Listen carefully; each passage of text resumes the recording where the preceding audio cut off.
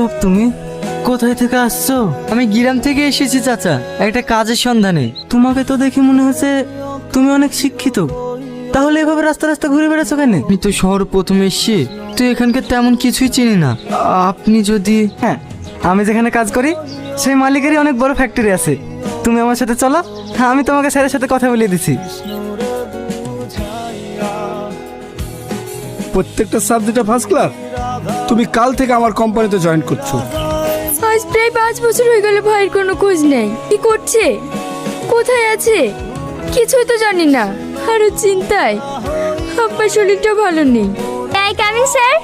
Yes coming. Madam আপনি বাড়ি যান। বাড়ি যেতে বললেই আমি চলে যাব। যেটা তোমাকে বলেছিলাম সেটা রিপ্লাই আমি পাবো, তারপর বাড়ি যাব। ম্যাডাম এরকম করবেন না প্লিজ, না হলে কেউ দেখে ফেললে খুব প্রবলেম হবে। হ্যাঁ তাই জানে হয়, আজকে রাতের মধ্যে বর্ডার ক্রস করতে হবে। আরে বর্ডার ক্রস করতে পারলেই মোটা টাকা। শালা চামচা, এই ইকো প্যাক করে বিদেশে চালান করে দে। আমাকে চালান করবি? দেখ কে কাকে চালান করে। ছি রাকেশ, ছি।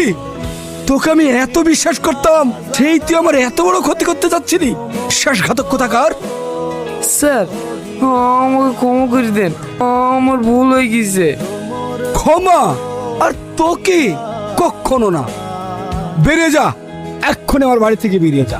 আমার তো বয়স হয়েছে, এই কোম্পানির দায়িত্ব তোমাকেই নিতে হবে। এসব আপনি কি বলছেন স্যার? আমি ঠিকই বলছি।